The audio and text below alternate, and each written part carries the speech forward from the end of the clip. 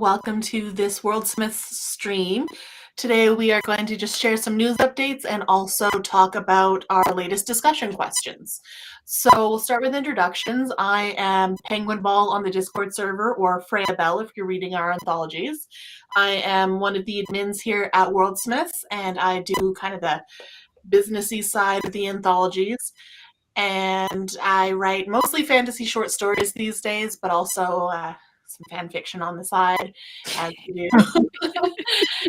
And yeah, happy to be here. Just had a big event this weekend where I was able to talk to a whole bunch of people about Worldsmiths and really introduce what we're about to total strangers. So hopefully some of them trickle in and want to join the community. We'd love to have you.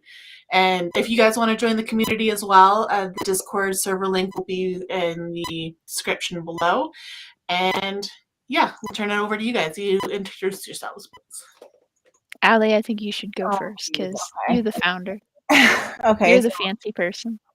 So I'm Allie, also known as AK Fantasy Writer, or Jedi Knight Muse in the server. I am the creator of Worldsmiths. I started it 6 years ago, which is insane. The more I think about it, the more insane it gets. I write primarily fantasy. I have a few novel drafts that I have turned into huge messes and are not anywhere near publishable, but I'm also trying to start getting better at short stories. And yeah, that's about it. Tang? I am Tangwistle, or Tang, and CP Miller in the books. I joined Worldsmiths a couple of years ago and was a driving force to get us incorporated as a publisher, and I don't regret it. I write primarily fantasy as well, though I do dabble in sci-fi. I have probably over 100 novels started and not one of them finished. My short story track record is slightly better. I've got about 15 finished short stories. That would actually be another good discussion for us to have on here. Oh, and I too dabble in fan fiction. I need to finish up a few pieces. So that's us. I guess we could have talked about what Worldsmiths actually is first. That might have been better, yeah. What is Worldsmiths? Hey, Allie, as the founder. Okay. What's about Worldsmiths? So what is Worldsmiths? Worldsmiths, it's WORLDSMYTHS. Just in case anyone is curious about the spelling. It's a writing community. I started it 6 years ago, like I said, because I wanted a online writing community. Sorry, my cat is distracting. I wanted an online writing community for fantasy writers, and I wanted to do it right by making its own dedicated website and making a forum. And short version is we went from the forum to Discord in, I believe it was 2019 we officially transferred over. So it's mainly, writing discussion, brainstorming, writing challenges. We have a book club. You have a book club that's kind of non-existent right now. We're working on that one still. Yeah. What else do we have? We sometimes do movie watch-alongs, where we stream movies. We run all of our anthology announcements through the server, so if you want to keep pace with that, that's a really good place. Yeah. Oh God, I lost my train of thought. I'm sorry. Oh, it's okay. Totally professional here. We have a critique channel where you can submit stories for feedback. And then, last year we decided to put this anthology out. I don't have a copy of it right here, but Penguin possibly does, or Tang does. I don't have one within reach. Oh, that's the mug. Actually, I might not have any in my room right now. I'm in the process of moving. So anyways, we put out an anthology last year. It was Myths, Dreams, and Legends. I can never keep the words in the right order. Dreams. And we ended up with 14 stories, right? I think it was more than that. No, 16 stories by 14 authors. Okay, yes. Yeah. I swear I know this. So that debuted in October of 2021, and now we are working on our second anthology, which is called Darkness and Moonlight, and that is going to debut in June. We're also accepting submissions for our third anthology, Seasons Unceasing, for anybody out there who would like to get published. Yeah, we already have a bunch of submissions, which is insane. Like, competition's going to be a lot stiffer with Seasons Unceasing. Yeah. So we're looking for your best foot forward, the story that you have read several times out loud. Reading out loud is the best way to improve your story, hands down. It really I'll have is. to make an entire video about that at some point because it is serious. You'll find things you're like, oh my god, how did I miss this? Yeah. So read your story out loud. And yeah, polished, critiqued, as good a story as you could possibly put forward, because this is the first submission where it is open to the general public, because the last two were mostly just worldsmiths people. So more competition. All right. So I think we probably took a little bit longer on all that than we should have, but you know. Have you looked at the folder recently for how many submissions we have? Earlier it was we have 17. Go look right now. almost 20, don't we? Wait, what? And I haven't even put my submissions in yet. Hold on. It was 17 earlier. Let's see. Yeah, it's 20. Are 20 you kidding? Wait, hold on. I'm only seeing 18. Hold on. Let me look at this. Anyways, while she's looking that up, the main purpose of this video tonight is to discuss our question of the moment, because we have absolutely no consistency with our questions. And it is, what is your best tip for writing great dialogue? And we got quite a few responses from Twitter and Facebook and a couple of other places, mostly from the Discord server. That's where a lot of our activity takes place. And we're just going to go through those and discuss them a little bit, and that'll be it for the video, I think. So from Twitter, we have Dan is writing, and he says, with great dialogue, there's conflict. So imagine that each character is going to talk about a completely different thing than the other. And then he gives an example here. Have a seat. I'm waiting for a phone call. Come sit down. I don't have time. They'll call any second. Not great, but you get the idea.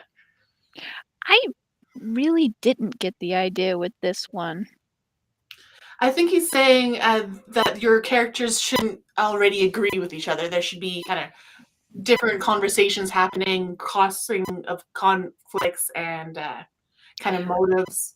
So one person's trying to get the other to have a seat, the other person has the goal of answering a phone call. Okay. Yeah, I think that ties into one of the later ones where they talk about not having repetition in your dialogue. Like, hey, do you want to go here? Jonathan nodded, yeah, I'd love to go there. You know, stuff like that. Yeah, but you trust your reader to pick up on the details. You don't need to really keep hammering them in. Yeah.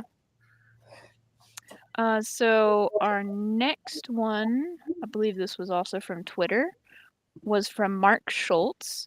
And he says, make sure they don't all sound exactly alike. I think that one comes up a couple of times.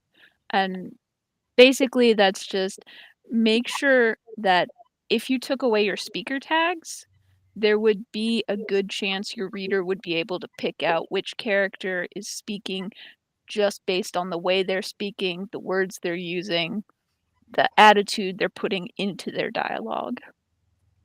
It's a great way to really differentiate your characters and make them feel alive. One I've seen so much that has become kind of stale, I guess, is the use of conjunctions. You have that one really smart character who refuses to use conjunctions. So it's always cannot instead of can't, will Oh not, God. that kind of thing.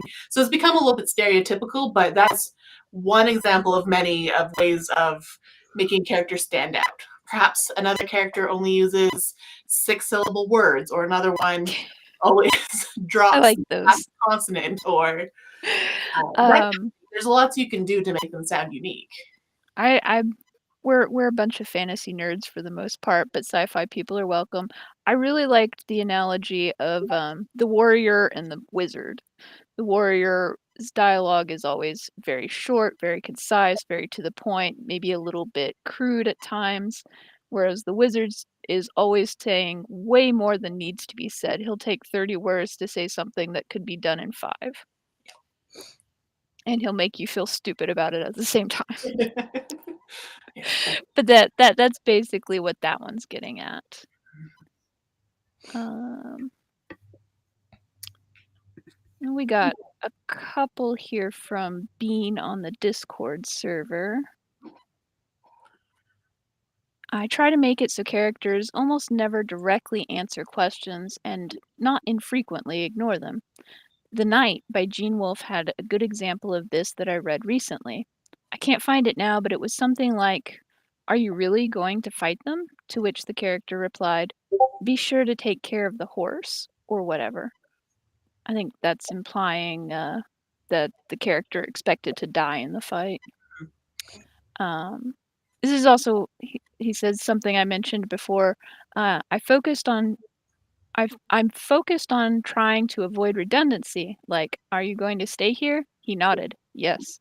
In my current work in progress story, I just realized I have an exchange where characters respond to questions with questions like 4 times in a row. So let's talk about that for a minute. I mean, that is something that people do in reality, especially when they're trying to be cagey or hide information. But also when they're just trying to be obnoxious. Definitely. Like, "Are you going to eat that?"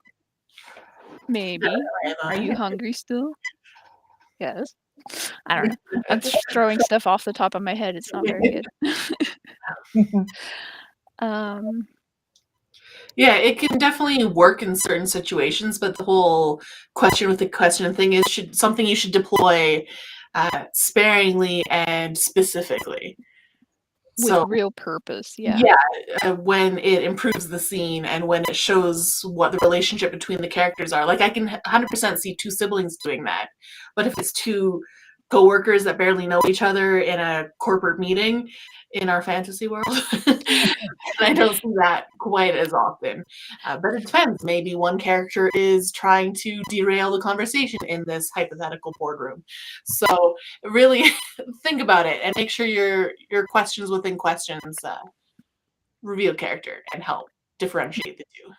I think that's a good rule in general, is make sure your dialogue reveals something about your characters or your plot, or, helps move the story along in some way. The last thing being commented on that I have here is when characters say everything they're really feeling and answer questions too easily. People hide feelings, rationalize, and avoid sensitive topics. I think that's a really good point. Yeah, the answering questions thing is one I've definitely noticed when I'm reading the work of beginner writers, where they know the scene has a goal and they just want to get there as quickly as possible. They're not throwing enough roadblocks into the way of their characters. So when your character gets all the answers they need right up front without needing to work for it, that can make the scene feel too easy. It can reduce the tension and even slow things down. Like, you don't want it to be too easy for the characters, basically. And not answering questions and obfuscating and making it more difficult for the character asking the question is a way to increase the tension and increase the stakes, really, because now they have to risk more, perhaps upsetting a person or revealing things about themselves to get the information they need. I was gonna say something and now I can't think of what it was. Look at it again real quick. Oh, answering questions too easily. I think this overlaps a little bit with info dumping, but somebody does comment on that a little bit later on, so I'm not gonna actually touch it right now. Dax8472 said, I feel like Robert Jordan did dialogue really well. Could be because I'm currently reading his stuff. But he gives people unique voices, and the interactions are some of the funniest I've read. I think being able to make everyone sound different based on the word you use as their voices without applying an accent is key, but very hard to do. So this kind of touches on something we just discussed with, give each character an individual voice, but he also brings up the point of writing accents, which I think is a big controversial topic among readers and writers alike. So Strong feelings about this one. Some people are actually driven bonkers when you start dropping letters and abbreviating or using regional slang, and other people cannot get enough of it. So it really depends on your audience. Yeah. One of my favorite authors, Juliet Morillier,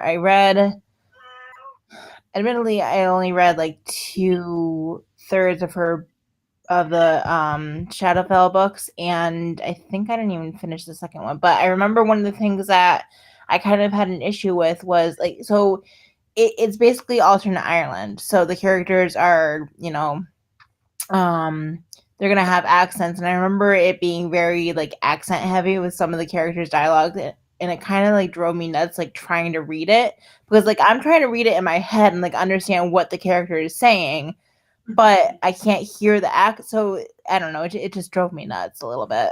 But I love her writing in general. Like I 1000% recommend her books.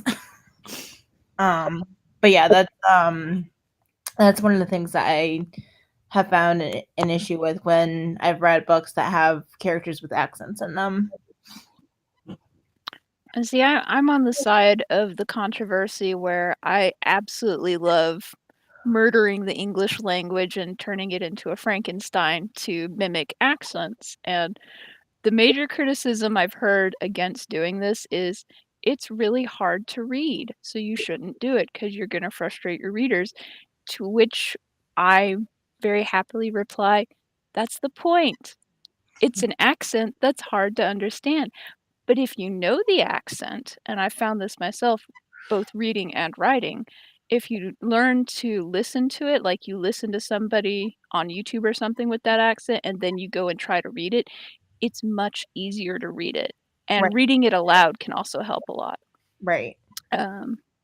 But there is another little side to that, which is some accents are very subtle. They're a slight roll of the R or a slight stretch of an A. So, like American accent, we do a lot of Every vowel gets an sound. You can literally turn any of them into that. And then in British English, you have more of an ah sound, so with A's, or an E sound with E's. They just have better pronunciation in general. But trying to put that into your writing visually can be particularly challenging. So you don't want to rely exclusively on dropping letters and apostrophizing, and I'm not even sure that's a word, and using regional slang or cultural slang. But also make sure you use your narrative space to kind of give an impression of accents as well. For me, I think I fall more in the middle ground of it depends. And to throw out a randomly made up metric, I'll say like half the words in a sentence have been modified to show an accent. You probably don't want to go more than that. You want to make it still easy for them to read and still communicate the accent, but you don't want to go all in, every single word is changed, because that slows the reader down entirely, and mechanically it slows down the pace because you're suddenly reading slower, and it makes it feel like the scene is not going as fast as you want it to. So you do have to be careful as far as pacing goes when using accents and dialogue. Definitely. So that's my take on dialogue accents right there. Okay. The next tip on our list is mine. Do we want to go ahead and touch that one or save it for later? I think we can talk about that one. Can we follows through on the accents thing? Okay. Yeah, it does. Okay, so my dialogue tip on the Discord server was listen to how people speak and learn what you can about why they speak that way. Don't rely on old hat accents like the stage Irish or Scottish dwarf or the Cockney street thief, and develop a consistent speaking style for a character. This one keeps coming back because it really is important. Mm-hmm. It doesn't have to be extreme, and it should fit their backstory and their personality. Definitely. I agree that then the main word we should be pulling out of there. Hi, I'm doing YouTube right now. I'll talk to you later. Love you. Bye. Hello, penguins, hubby. Hi, hubby. Like a pig. So anyway, Do we get a cameo? Is he gonna guest star for us? not this time. Tease. Consistency. You're welcome to cameo if you want. Put on a show for us. Hey now, You we don't want to get thrown off YouTube. He can't be on here and be too sexy. You might get views. You never know. The cat calling her because she wanted out, but I was like, I can't deal with her right now. I'm busy. So he's like, no, I will take the cat, and then he dropped her outside. Back to the topic at hand. Okay. Totally professional here. This is the key to good dialogue. So you don't want to suddenly have, well, unless it's caveat a sign of character growth, perhaps. You don't want their speech patterns to suddenly switch halfway through a novel. There has to be reasons for why they are speaking the way they do, and consistent all the way through. You want it to be making sense.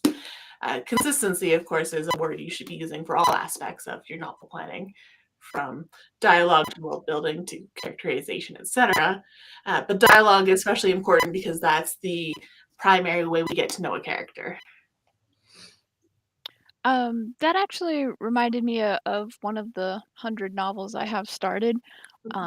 It's very much in an experimental phase, but I was doing some research on how people of certain minority groups speak, and I came across the term code switching, which is changing both the way in which you speak as well as the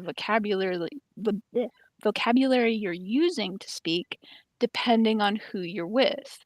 I like the particular common example I kept coming across was African American people will use a more whitewashed version of English in business environments, but they might use a more African associated way of talking or African American associated way of talking when they're among friends and family in a more casual setting, and it's referred to as code switching. So that's something that could be worked into a character that would change the way they speak regularly throughout the book. So just throw that out there. Code switching for race, for even like how you talk among your friends compared to how you talk among your parents, or your LGBTQ, etc. members will act differently amongst their people in a safe space compared to a general public space where they might not feel as safe. So it can be applied to many, many different aspects of your life when writing dialogue.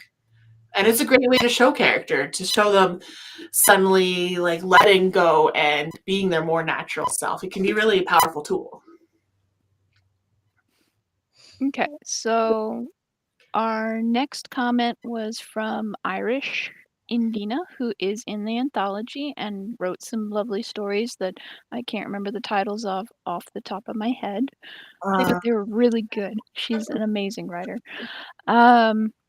She said, when I took creative writing in college, one of our assignments was to sit in 4 completely different places and eavesdrop on conversations and actually record a conversation from each spot word for word. It felt really tedious at the time, and also people talk much faster than I can write by hand. I think that's true for most of us. But it was actually really interesting to analyze each in terms of context and see the differences in speech patterns and banter that might not be obvious with just listening. And this kind of harkens back to that, what I said about, listen to how people speak, I think. And also goes back to the tip of reading out loud. So one thing you need to be aware of, especially if you're going to have an audiobook made, is that commas are breaths most of the time. So if you have a conversation going and the character is talking for sentences and sentences and sentences, consider how that's going to sound when you speak it out loud. Are you able to even say these sentences? Are they too long? The endless run-on. Yeah. I know I can talk pretty fast. A lot of words there. But read it out loud. See if the dialogue feels natural from a breathing standpoint. That'd be my dialogue tip for sure, is always read out loud. I hate it. Full disclosure, I hate reading this stuff out loud. It is physically painful, which is why we get Tang to do it for. Yes. Yeah, Tang keeps a big bottle of water on her desk for a very good reason, because I'm the default reader when we're doing stories, but I'm not going to complain. I like reading aloud. Yeah, you're very good at setting reading at a good pace. So, whereas I stumble over my words and can't pronounce half the words when they're fancy schmancy words. So It's okay. I just realized it says that we're doing a Worldsmiths news update. That's not what we want to say. Sorry, I'm just looking at Restream and realizing we don't have this titled properly. totally professional here. I'm sorry. We're working with a limited skill set and a limited budget, and we're learning as we go, okay? We're doing the best we can. Winging it. I am being 100% honest here. We have no idea what I mean, we know what we're I doing. write our friggin' contracts, so, Our next comment, if we want to move on. Bane Spawn, also from the Discord server, said, my number one tip for dialogue is that less is more. A few carefully chosen words can have much more impact than a long diatribe. Dialogue should rarely be used to info dump. Sometimes the only way to get the information across is for one character to explain it to another, but break it up, don't dump it all at once. Make the character dig for the info rather than serving it all up to them on a platter. And this actually reminded me of a story. I don't want to call them out, but they had a character wandering through an area, not really knowing what the heck was going on. They'd wandered into a fairy mounder type deal or otherworld type setting, and a random, we'll say NPC, walks up to the main character and just info dumps that you're in danger here, this is why you're in danger, this thing is super dangerous, and you should really go away now. And it killed the pacing, it dumped a whole bunch of info. The main character's what's the word? The ability to act was basically set aside because the information was just being handed to them. And that is definitely something you want to avoid. Yeah, that goes back to making it too easy for your characters. You want it not handed to them on a silver platter, right? So those info make life hard. Yeah. I mean, I life guess hard. there's two aspects to it. There's the info dump where you're just, here's a whole mountain of information, more than you necessarily need right now. And then there's also the aspect of it being handed to them without them needing to ask or to work for it, really. So you got to be careful. Writing is complicated. And there are occasions where it is okay to info dump a little bit, like someone has shown up for their first day of work and the person who has to show them around is going to info dump a little bit.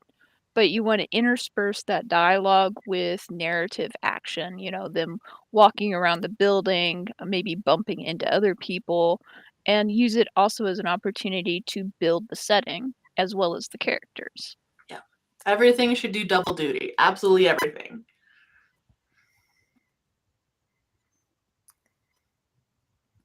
Anybody? Okay. Allie, do you have anything to add? You've been really quiet. I don't know. I think you guys are pretty much saying everything I agree with. Okay, Rogue One left us a really long comment. Very sorry, I'm not going to read the whole thing, but I did make a note here that it basically, the key points I took from it were you don't want to have your characters talking to the reader more than to each other, which kind of goes along with the whole info dump thing we just discussed. And read your dialogue. If it takes a long time to read, it's going to slow your pacing. That can be a good thing or a bad thing depending on what you're doing, because you don't want your pace to be constant breakneck speed. Your reader's going to get tired and bored. You want those lulls and peaks in your pacing. The key point being the pacing should be intentional. Don't let your dialogue get away from you and unintentionally speed up or slow down your scene.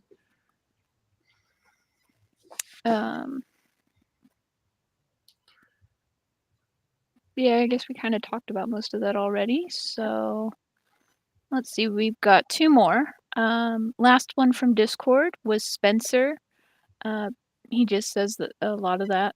Pacing, info dumps, not taking into the account the ebb and flow of speech versus written word, especially when one is in a conversation with others.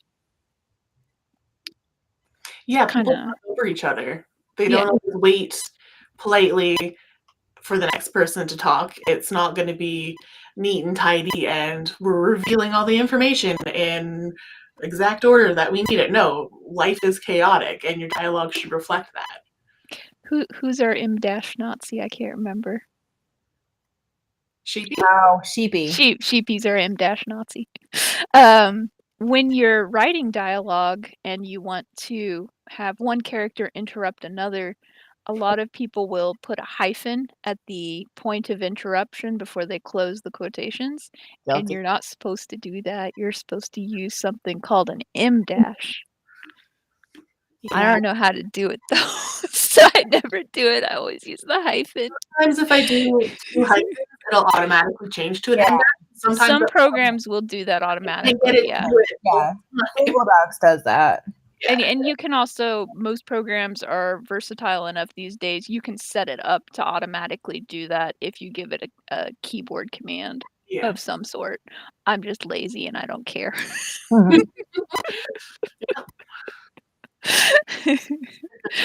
All right, our last comment for the episode, and this one comes from Facebook, is Sally Lofton. Go back and read it out loud, as though you are the reader and not the writer. If it sounds stilted or odd and it isn't supposed to do so, edit. Note, dialects and aliens and fantasy creatures can sound stilted or odd, in which case, make sure it's consistent. Mm-hmm. So, again, we have that read it out loud, which is just not just for dialogue. Always read it out loud at least once. Yeah, everything. Programs that can read it for you as well, if you're not reading it out loud. I was just gonna say that if you don't feel like hurting your voice, then there's I forget the name of the site. oh god, I don't remember the name of the site, but it's one that I use, and I actually used it the other night when I was editing my short story. It's like if you search voice to text or text to voice reader, it'll like it's the first thing that comes up, and you just copy and paste, and it'll do like a robotic voice, and it really helps. The robotic voice, as annoying as it is, it really helps you catch the things that you might not if it was like an actual human voice, or just if you weren't reading out loud to yourself. Yeah. I think there is definitely an advantage to the mechanical text-to-speech programs. Like they'll catch typos for you sometimes that your brain will just automatically correct, and other readers' brains will automatically correct to a certain extent. The one thing I don't like about the mechanical readers, aside from the fact they're super annoying, is you can't really tell when a person would run out of breath using them. Yeah, that is right there. So I would say on the point of saving your voice, just don't read very loud. Read under your breath. Read quietly to yourself. Just make sure you're vocalizing, because it actually changes the way your brain processes the language and will help you catch things. Right. Yeah, it was funny the other night. One of the characters in my short story is I think I named the king Emir, right? I think so. Emir? I thought it was Emir.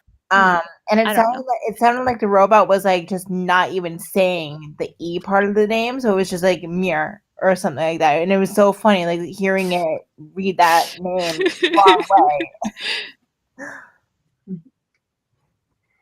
So those are all of the answers we had to our questions. I guess to summarize, reading out loud, consistency, making sure every character sounds different, no info dumps, and listen to how real life people speak and try and incorporate that into your writing. So there's 5 tips for you. Okay, bye. Check out the anthology, check out the Discord. If you want to get included in the next anthology, send us a story.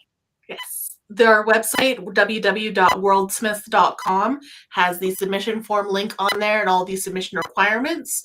We are looking for between 2,000 and 8,000 words. We're paying half a cent a word, which is up to $40 US if you submit the full 8,000. And submissions are open until the end of May. The theme is Seasons Unceasing, so that's your 4 traditional seasons, one you create and make up your own, or you could play with the word. Like Regency period had an annual season of balls and parties, for example. So you can take the word and really play with it, turn it upside down, flip it around, and submit your best story to us, and we'll pay you, and you'll get published. And there's physical copies available, so yeah, you don't have anything to lose. And that's us. Does anybody have any final parting words they would like to say? I'm looking at the camera like you guys can see me make contact. Go pre-order the anthology that comes out in 2 months. Darkness and Moonlight. We need more pre-orders. June 17th. Yes. Well, so what time zone you're in? It's so June 18th is the actual launch date, but June 17th is going to be like our little launch party that we're having in the Discord server, which we're still trying to figure out what's going to happen. But we will probably be doing some kind of a live thing like this to celebrate. We were thinking reading a story out loud would be good, and giving away maybe some ebook copies of the first and second anthology, maybe a physical copy or 2, depends how many people we get. And yeah, we're super excited for it to come out. Like us on YouTube, on all our social media. You can find all that on our website too. And I guess thank you so much for watching. We hope you found something useful in our babbling. It wasn't that bad. No, it wasn't. We did pretty good. All right. Thank you for watching. Thank you. Have a good night, everybody.